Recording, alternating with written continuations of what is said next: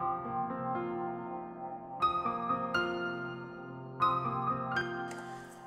is up, guys? It is Captain Glitch here. Today we have a MAGE tutorial about door editing.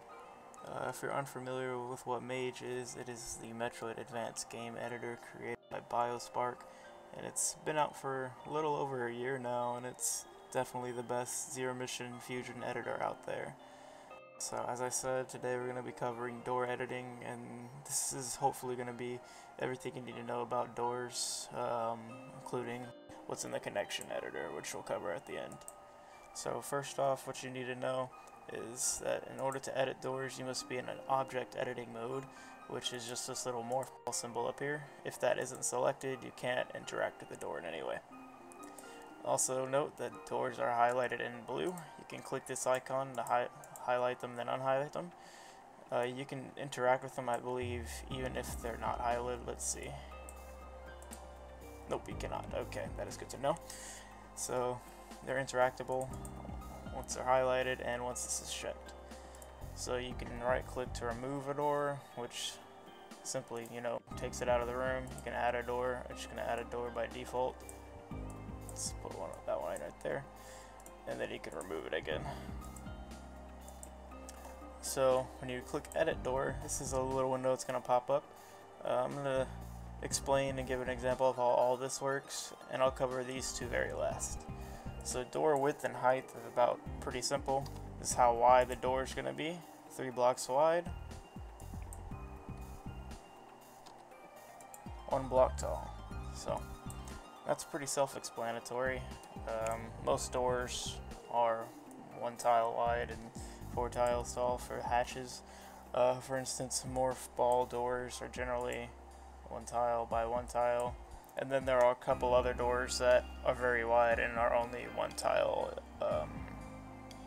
high, which are vertical transitions, which there aren't that many of those in Zero Mission, but they do exist. For instance, one crate room comes to mind where the acid waterfall is, if you know what I'm talking about. So let's go ahead and restore that.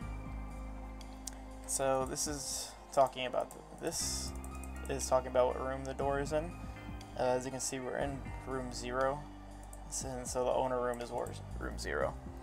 This is important if you want to change what room this particular door number is, since you can't actually, when you add a door, you can't actually choose what number you're adding. So if you want a door 0, which is probably the most important door because it handles Samus's exposition when she spawns on start game, say you want it to be into room 1. So we click that. Go into room 1, it'll be in the top corner over here with the same properties. So let's go ahead and move that back to room 0. Again, otherwise that's not too useful because all doors pretty much function the same other than door 0. There are a few exceptions. There's another example is Crade. There's a door that is coded to lock and not unlock ever. I believe that's door 11. Generally, I probably would just remove that door unless you have another use for it. I don't know. But that's just one example. So it's going to open this back up. And then this is the connected door number. So again, we're going to go back to room 1.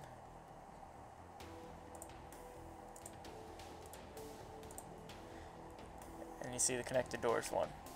Now what I haven't pointed out is this info down here. So these are kind of self-explanatory. The current doors in Brinstar, the destination doors in Brinstar. Current room is room 1. The destination room that this door is going to take you to is room 0. Now this tells us what the door number is for this particular door. This is door 2. And the door we were messing with in room 0 is door 1. So as you see, it's connected to door 1. If we were to change this to, say, door 3, you see it's connected to room 1 now. And this happens to be door 3. So it's pretty simple how you handle these. So let's go ahead and connect that back to room 1. This little feature comes in handy. I wouldn't always recommend using this just because doing it manually is just better practice in general. This will save you time, so say if you want to connect it to this door, and you want this door to automatically connect back to this door so it makes an endless loop or whatever, you just click this, and then once we go here, this should be connected to door 2 now. And boom, there you go. Connected to door 2. Now let's restore that to the way it was. And I don't really need to show an example, just note that these doors are now gonna be connected when you have that change. So now we got these little options here. Exit distance, X exit distance, and Y exit distance. What do those do? Well, X exit distance, if you're familiar with the coordinate system, X is horizontal, this horizontal numbers or whatever, and Y is vertical. So Y distance is the distance you're going to exit from the door vertically, X is the distance you're exiting horizontally. Generally for horizontal transitions, you're just going to want to leave Y at 0, just because there's no reason to make the Samus float in the air. But for these, you're generally going to want to have something other than 0, because you're just going to spawn back in the door and then transition again otherwise. So generally for facing the right, like this one is, I'm talking about the cat facing out, for doors that face the right, you're going to want them to exit at 20, and then doors that exit on the left, you're going to want the exit distance to be EO.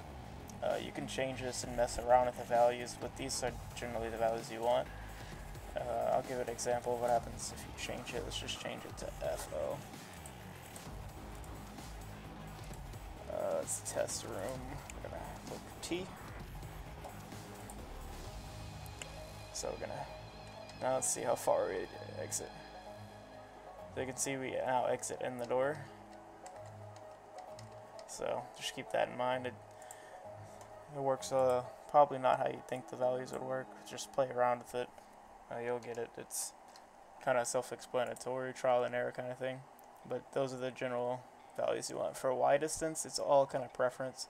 For doors that spit you out downwards, this kind of doesn't really matter, because even if it's 0, I'm pretty sure you'll fall fast enough to where you aren't transition again. But I'd recommend setting it to maybe 10 or 20 or something just in case.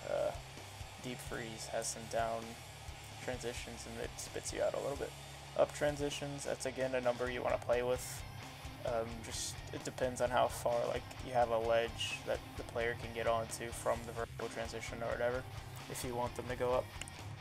So just keep that in mind as well. So that's pretty much all of the really simple stuff. You got one more thing over here. This is types. This one is going to tie into those other things. No hatch is this just when a door literally doesn't have a hatch on it. So now that it has no hatch, let's go back and edit it and make sure we applied that. So no hatches transition instantly. These are the transitions you're going to want to use specifically for vertical transitions, otherwise it'll look weird. But you can also use them for horizontal transitions, and as you see, no hatch closes, and when you go through it, it also transitions instantly. So also these doors can never lock. So if you want a room to lock and you have a no hatch door, there's not going to be a locked door that appears. So just keep that in mind. Open hatch is the same thing, except the door usually won't close behind it unless it locks. So it's going to make a transition just like a normal door, and then no door is going to close behind it. But however, if we had enemies that made the door lock, a door would close behind it and it would be a gray door. So, and then we got classic hatch, which is any hatch you can shoot, such as missiles, power bomb hatches, even gray ones. So that's the most basic hatch you'll see. Remove mothership and set motherships. Doors don't have a hatch by default. In fact, you can't have a hatch on them unless you want to do some extensive ASM work. And they just set the mothership door graphics. So I'll give you an example of what those look like. So here we go. Took me a while to find this, but here it is. This door is an example of set mothership.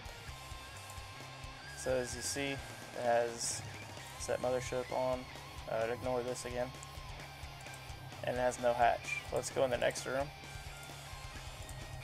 As you can see, the door, well, let's enlarge that. The door looks normal.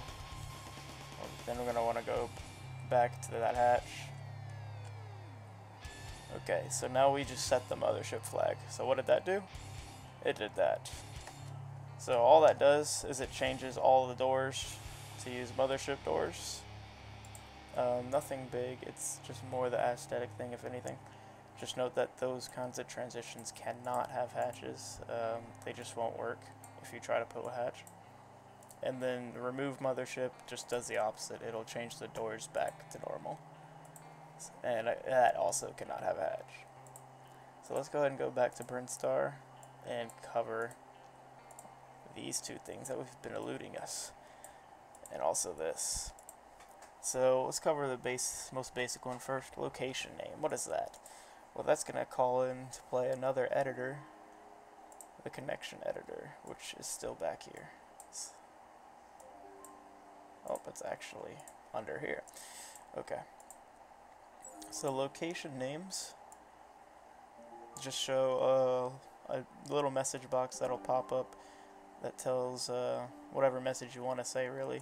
Let's get an example. We got save rooms generally have it. That was perfect. Let's test. And yeah, as you can see, its save room popped up. And since this is the only door in the room, it's MAGE just counted as you exiting that door. So let's look.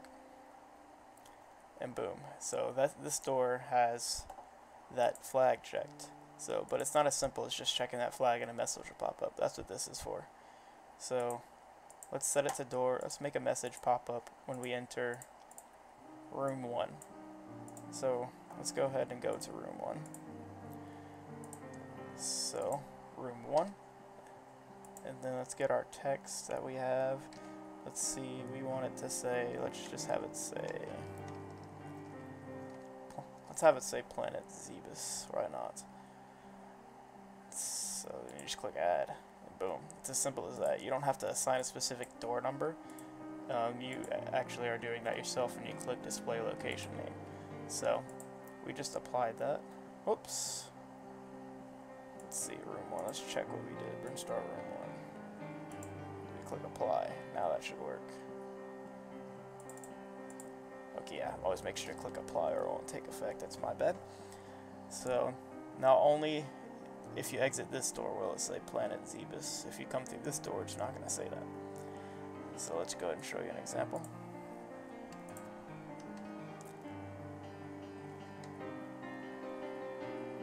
There you go, Planet Zebus. Now let's come through this door, and it shouldn't say it because this door does not have that checked. And boom, just like that. So this is probably the easiest thing to do. It's really simple. Just set it up, pick the room you want it to appear in, pick the text number in the area, add, click check on the box. Simple as that. Okay, so now we're going to go over event-based connections. I had to find a room that would work for our needs, but this is what we're going to use. I use a document, a Google document, to find the event values that I want. I'll put that in the description because that's kind of important just for zero mission hacking in general if you mess with events. So for the sake of our example, we're going to use event 19, sorry, saw that number there. So just know that we're going to be using event 19 and that ties to this worm dying. It should at least. So now let's tell you what the event-based connection is all about. So basically, as you can see, the door right now is connected to 24, room 13, so that's all nice. But with event connections, if that event is set, you can have it connect to a different room, and only if that event is set. So let's say we want it to connect to a save station after we kill this boss, instead of connecting to room 13, door 24. Well, we can do that with event-based connections. So it's set up pretty simple, a lot like location names, honestly. You pick the area, you pick the door you want, and you pick the event it's tied to. Again, you'll find out what this value is going to be from the link in the description that I'll provide below. And then you're going to want your destination. it goes solely off door number, and it'll find these two values themselves. So we're going to need to find the door number of the thing we want to connect. This also means we are limited to things in our own area, so the destination is always going to be the same. So the destination area, just because of the limitations of the event-based connection, and that's not an issue with MAGE, that's just zero mission in general. So if you want to have event-based connection, you cannot make it take you to another area. Just keep that in mind. Let's go and find the door we want. Let's have it take us here. So this is door 47. And as you can see, it did all that for us. We got room 21. Let's click add and apply. Now let's go back to that other room we were in. I don't remember exactly which room it was. Room 13, awesome.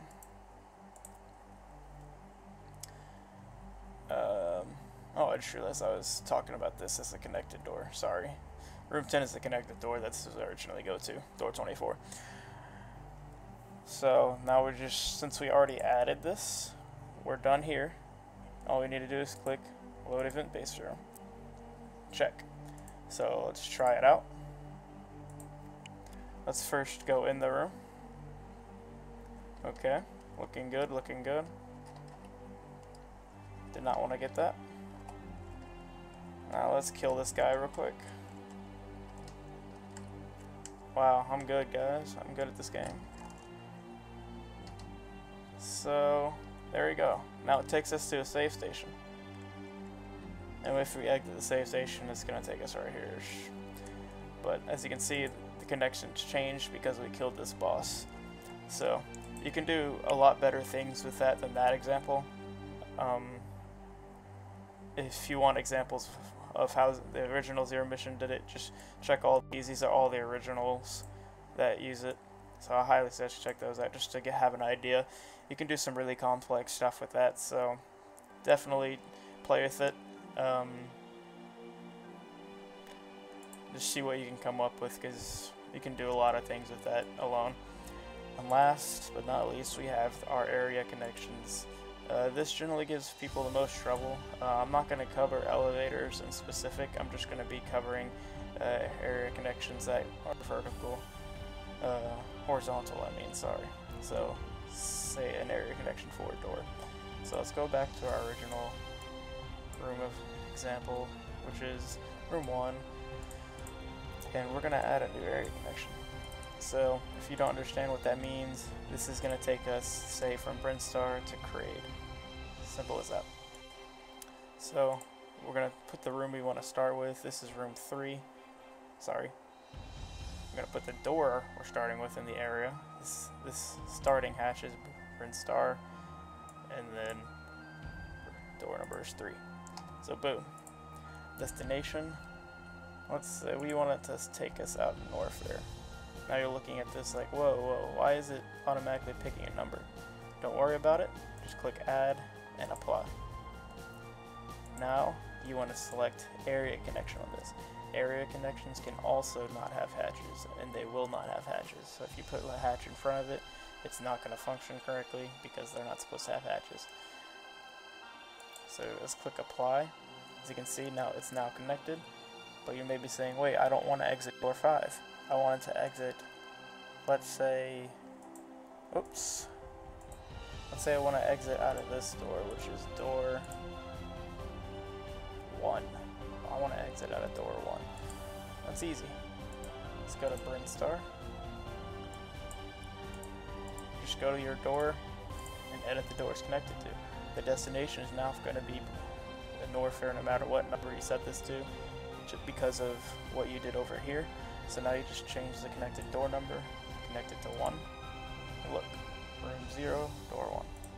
Let's try it out. Boom, there you go. You got yourself an area connection. And again, it's not going to connect back because we didn't click auto connect.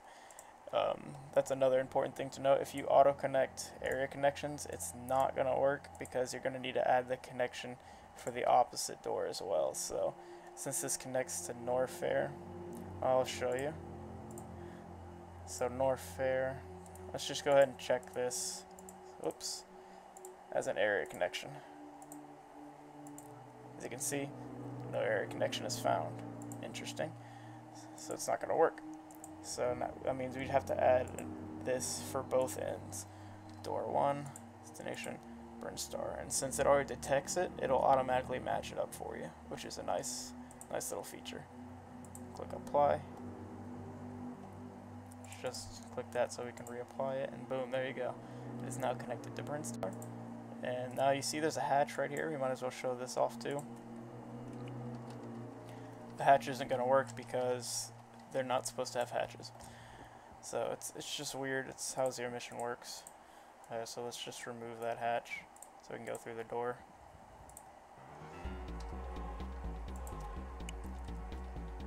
As you see, we got a working area connection. So again, we're not going to discuss elevators. That'll be for another video, just because elevators are always a fun time and difficult to mess with. So we'll discuss that in another video, but that's pretty much the main gist of door editing. There's one last feature I've not talked about, and that is the clip data. Now this is very essential, otherwise your doors won't work. So for all your doors, you're going to want some kind of transition block. Vertical up transition blocks are for transitions going up. Normal doors can just use door transition blocks, which is value 20 on the clip data. I'll go ahead and take you there. As you can see, door transition block. And you're going to want to outline that with the whole blue area, so that way that the player just can't go through it. Otherwise, say if you put just blue, if you just put door transition blocks right here and not right here, it'll just be air. The player will roll under it and probably end up getting out of bounds. So always highlight your entire door with transition blocks. Now, I don't know about elevators, but I know in normal vertical transitions, you don't have to have vertical up, vertical down transition blocks. You can also just have these, but they probably serve a specific function. So I would just, I guess it's preference. In Deep Freeze, all of my transitions used the door transition block. They didn't use vertical ones at all, but they're probably there for a reason. And I know elevators don't use these exclusively, because the Create example I talked about earlier also uses those kind of dumb blocks. So, but that's about it. And then there's doors. These are pretty simple. Just door clip data. You can put gray, missile, super missile, power bomb door. Those all are really simple. And again, these are only work with hatch doors. If you need any quick refresher on that, these are hatch doors. It'll only work with these. I believe it also works with open hatch. I'm not sure, but it will not work with any of these other ones. So just keep that in mind if you put a hatch in front of a door. But anyway, yep, that's basically it, guys. That's pretty much everything you need to know about door editing. Just play around with this. Door editing definitely not that challenging as some people make it seem. So I hope this helped you out, guys, and we'll get some more tutorials going up soon. Peace.